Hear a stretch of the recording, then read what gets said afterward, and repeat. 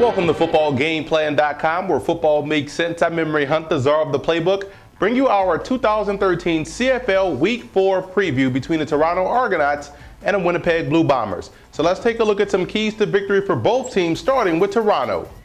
Once again, the miscommunications in the secondary came back to haunt the Argos, and big plays were given up down the field, ultimately resulting in touchdowns. The only thing that you can hope is that the light comes on for these guys at some point during the season, sooner rather than later, they hope. This week versus Winnipeg, they can get creative in their stunts and blitz packages versus Buck Pierce, because he doesn't have the elite pocket presence to get out of the way or step up in the pocket, and there'll be some opportunities to get him on the ground. Offensively, I love the way the Argos work the underneath passing game with Owens and Dury. This week, Ricky Ray extend the passing game more by working vertically down the football field, getting guys like Jason Barnes and Dontrell Inman involved in the game very early. And Ray is also making some very good decisions with the football. He has a 71% completion percentage and hasn't thrown an interception this season. Now let's move over to the Blue Bombers in this game, and the defense of Winnipeg is keeping them afloat right now, as well as the running attack, and those two elements are vital to having a good season no matter what football you're playing. But what the Bombers really need right now is for the passing game to wake up and find its consistency. This week versus Toronto could be exactly what the doctor ordered. Outside of Corey Watson, who's the second leading receiver in the CFL, I expect Jade Etienne and Chris Matthews to step up and build on what they were able to do last week versus Hamilton. Chad Simpson also had a breakout game versus the Tiger Cats, going over 100 yards for the first time this season.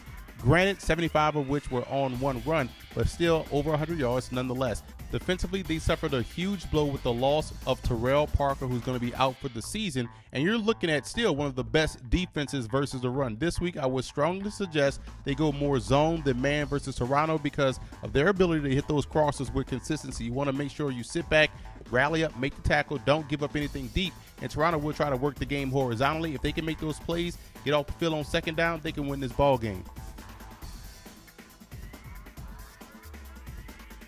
The X factor for the Argos will be the play of the offensive line. These guys will have to fire off the football. We just mentioned that the Blue Bombers have the best run defense, and if they're going to win this ball game, they're going to have to control that tempo, and they're going to do so by winning up front. The X factor for the Blue Bombers will be whoever's going to replace Terrell Parker. Maybe it's Jeff Green, who's finally going to get his opportunity to start, but whoever's going to step in replace of Parker will have their hands full versus that passing game, the short to intermediate passing game of Toronto.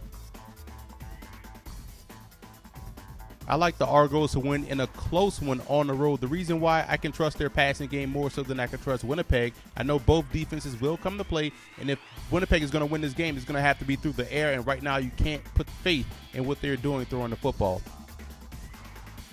And I want to give a huge shout out to Argo fan forums and Blue Bomber fan forums for always showing football game plan support.